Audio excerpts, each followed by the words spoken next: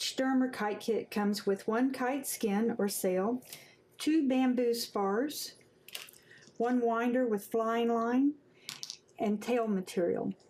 To make the kite kit, you want to lay the sail out on the table, and with the curved part at the top, which is the top of the kite, we're going to start by weaving the bamboo spars through the holes on the left side.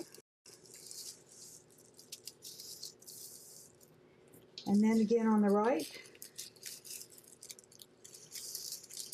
Then we want to line the bottom of the spars with the bottom of the kite.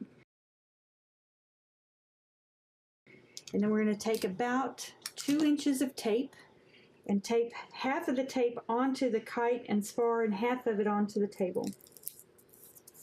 And we're just going to repeat this all around the kite. So at the top, we're going to come right off the top tip, half of the tape onto the kite, half of it onto the table. Again, you want to line that bottom spar with the bottom of the kite, put half of the tape on the kite, half of it onto the table. And then we want to start the preparations for the bridle. So we're going to take 60 to 72 inches of string off of the winder. Then we're going to take one end of this string and tie it to the left spar right above the top hole using a simple overhand knot.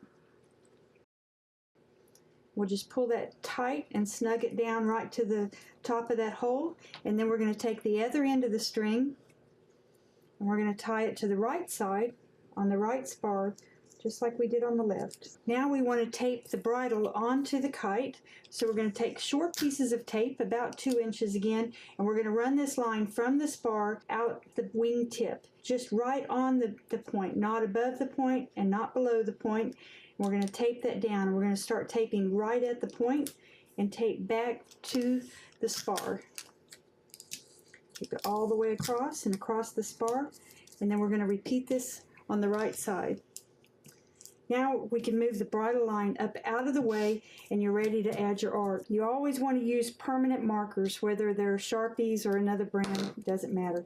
Just make sure it says permanent. So we'll draw a quick little picture here. So once you've finished your artwork, you want to remove the skin from the table. So we're just going to gently pull the tape up, and we're going to fold each piece of tape up under the kite to form a pocket. So we'll just work around the edges of the kite, pulling the spars up, folding that tape under.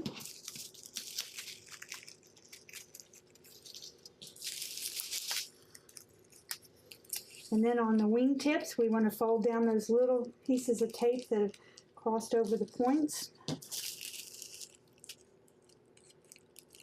Now we're ready to add tail. When you're adding tail to your kite, the most important thing is that it's balanced from left to right. Usually we add about 3 feet of tail to a kite this size. You can add more tail if it's a real windy day. If it's a light wind day, you want to have less tail.